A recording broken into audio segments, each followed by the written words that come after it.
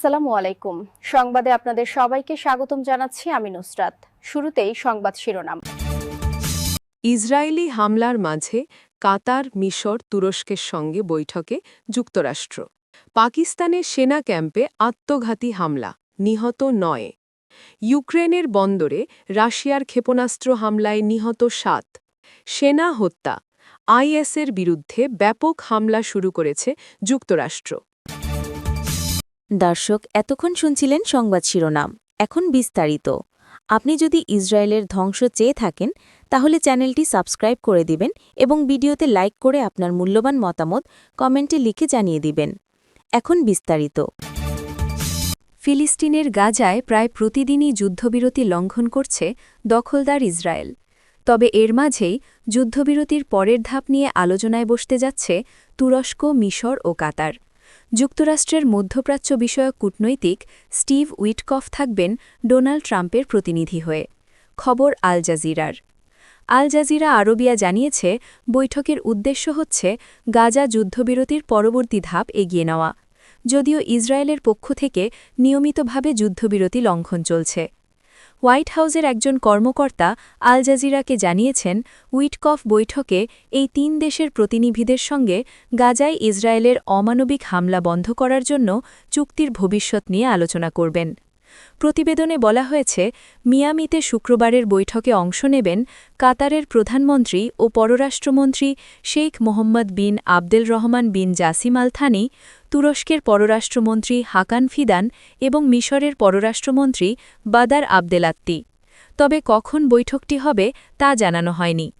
তবে ইসরায়েলের public broadcaster জানিয়েছে, প্রধানমন্ত্রী বেনিয়ামিন নেতানিয়াহু সীমিত নিরাপত্তা সংক্রান্ত পরামর্শ সভা করছেন, যেখানে যুদ্ধবিরতির দ্বিতীয় ধাপ ও সম্ভাব্য পরিস্থিতি আলোচনা হচ্ছে।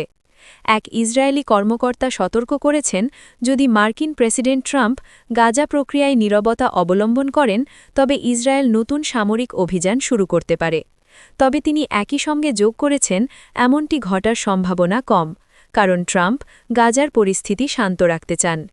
আল জাজিরা আরবির খবরে বলা হয়েছে, শুক্রবার ইসরায়েলি সেনারা পূর্ব খান ইউনিস জেলায় বিমান হামলা, আর্টিলারি ও ভারী গুলিবর্ষণ চালিয়েছে, যা যুদ্ধবিরতির লঙ্ঘন হিসেবে বিবেচিত হচ্ছে। আল আকসা টিভি জানিয়েছে, পূর্ব খান ইউনিসে ইসরায়েলি আর্টিলারি হামলায় অন্তত ৩ জন ফিলিস্তিনি নিহত হয়েছেন, যার মধ্যে একজন নারী রয়েছেন। পাকিস্তানের খাইবার পাখতুনখোয়া প্রদেশের উত্তর ওয়াজিরিস্তান জেলার বয়া এলাকায় সেনা ক্যাম্পে আত্মঘাতী হামলা চালিয়েছে সন্ত্রাসীরা। এতে ৪ সেনা নিহত হয়েছেন। এ ঘটনায় ৫ সন্ত্রাসীও নিহত হয়েছে বলে জানা গেছে।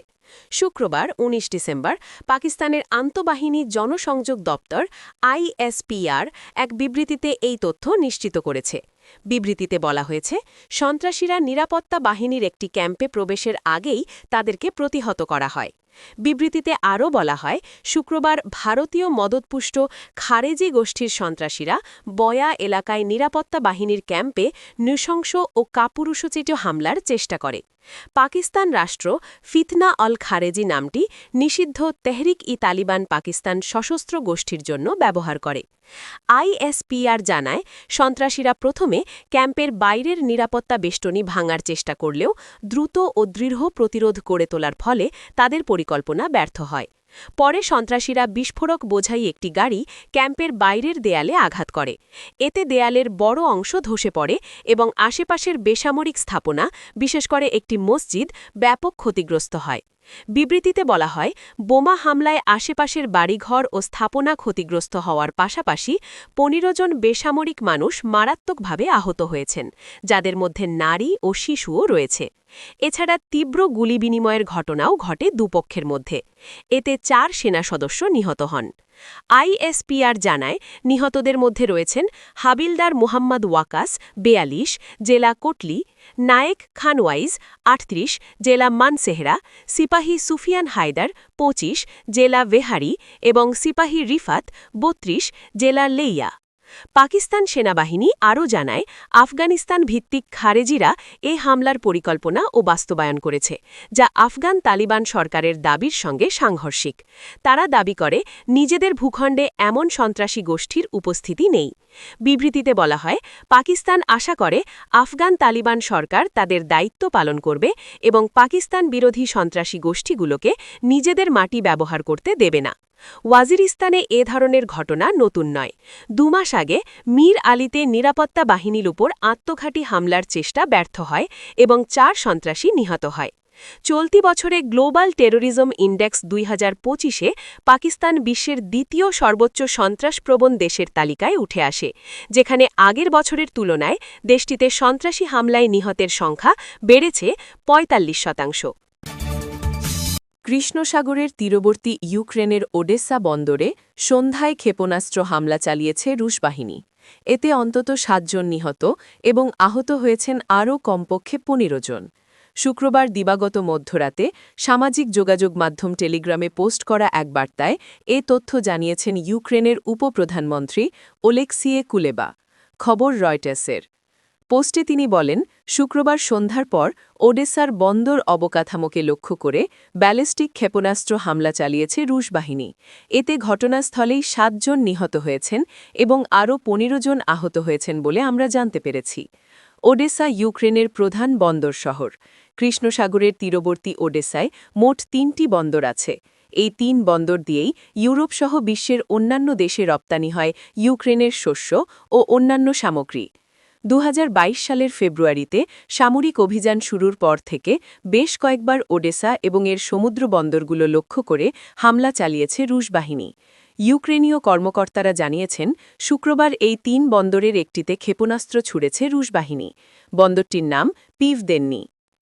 সম্প্রতি ইউক্রেনে হামলার মাত্রা বাড়িয়ে দিয়েছে রাশিয়া। গত বৃহস্পতিবার ওডেসার দক্ষিণ পশ্চিমাঞ্চলে একটি সেতু ক্ষেপণাস্ত্র ছুড়ে ধ্বংস করে দেয় রুশ সেনারা। সেতুটি ধ্বংসের ফলে ইউক্রেনের প্রধান নদীবন্দর রেনি এবং মলদোভা ও রোমানিয়া ক্রসিংয়ের সঙ্গে ওডেসার যোগাযোগ বিচ্ছিন্ন হয়ে যায়। সিরিয়ায় কট্টর ইসলামপন্থী আন্তর্জাতিক জঙ্গি গোষ্ঠী ইসলামিক স্টেটের আইএসের বিরুদ্ধে অপারেশন হোকিয়ে শুরু করেছে মার্কিন সিরীয় যৌথ সেনাবাহিনী। আইএস গোষ্ঠীর যোদ্ধাদল, অবকাঠামো এবং অস্ত্রের ডিপোগুলো লক্ষ্য করে এ অভিযান পরিচালিত হচ্ছে। শুক্রবার 19 ডিসেম্বর যুক্তরাষ্ট্রের প্রতিরক্ষামন্ত্রী পিট হেগসেথ এক বিবৃতিতে নিশ্চিত করেছেন এ তথ্য। শুক্রবার থেকেই অভিযান শুরু হয়েছে উল্লেখ করে বিবৃতিতে হেগসেথ বলেন, আজ শুক্রবার থেকে সিরিয়ায় অপারেশন হোকিয়ে শুরু করেছে মার্কিন সিরীয় যৌথ বাহিনী।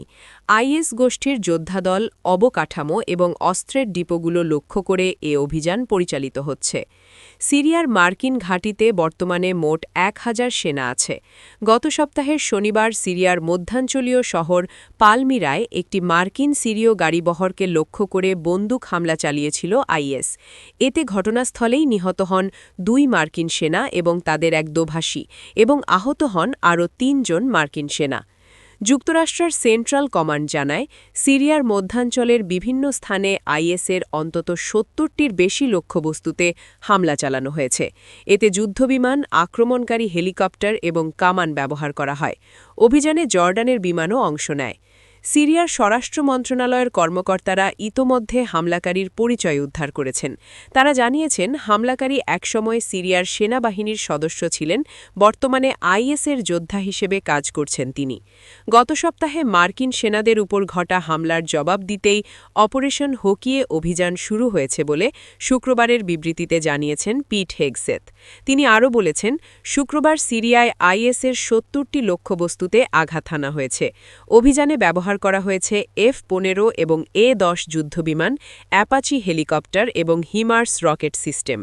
এটা কোনো যুদ্ধের শুরু নয়, বরং এই অভিযান হল প্রতিশোধমূলক পাল্টা পদক্ষেপ। আজ আমরা বেশ কয়েকজন শত্রুকে হত্যা করেছি এবং এই অভিযান অব্যাহত থাকবে, বিবৃতিতে বলেছেন মার্কিন প্রতিরক্ষামন্ত্রী। এদিকে একই দিন নিজের সামাজিক যোগাযোগ মাধ্যম ট্রুথ সোশ্যালে পোস্ট করা এক বার্তায় যুক্তরাষ্ট্রের প্রেসিডেন্ট ডোনাল্ড ট্রাম্প বলেন, সিরিয়ায় মার্কিন বাহিনী খুব গুরুতর প্রতিশোধ নিচ্ছে এবং এতে সিরিয়ার সরকার পূর্ণ সমর্থন জানিয়েছে। আপনি যদি আমাদের চ্যানেলে নতুন হয়ে থাকেন, তাহলে চ্যানেলটি সাবস্ক্রাইব করে দিন।